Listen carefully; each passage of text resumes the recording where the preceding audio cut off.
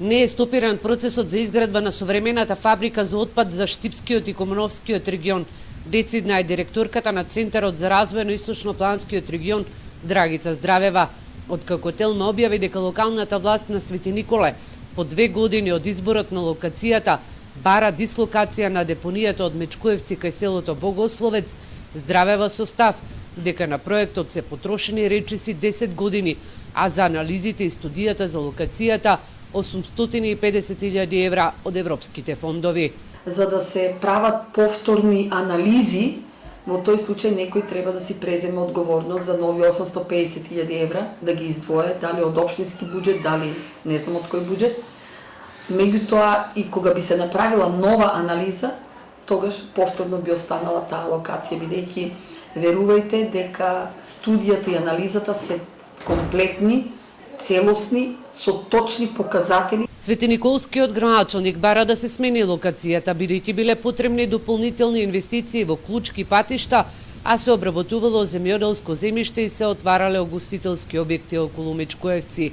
Здравева со порака до градоначалниците да го прочитат проектот кој не значи изградба на отворена депонија, туку станува збор за современа фабрика која ќе има 3 претоварни станици во Штип, Куманово и Кочани. Меѓу луѓето ако слезеш и ако кажеш депонија, ти одма тоа асоцира на нешто кај што ќе се трупа ѓубре и ќе се разлетаат хартија ваму таму.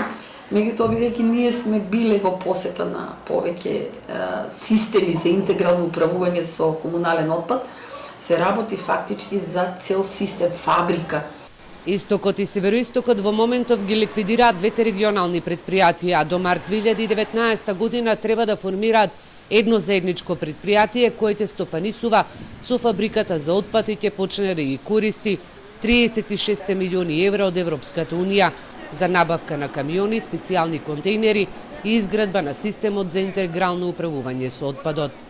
Ова е регионалниот пат помеѓу Пробиштипското село Абрашинци и Светиниколското село Мечкуевци, каде што ќе се гради регионалната депонија, во која што отпад ќе депонираат општините од источниот и североисточниот регион.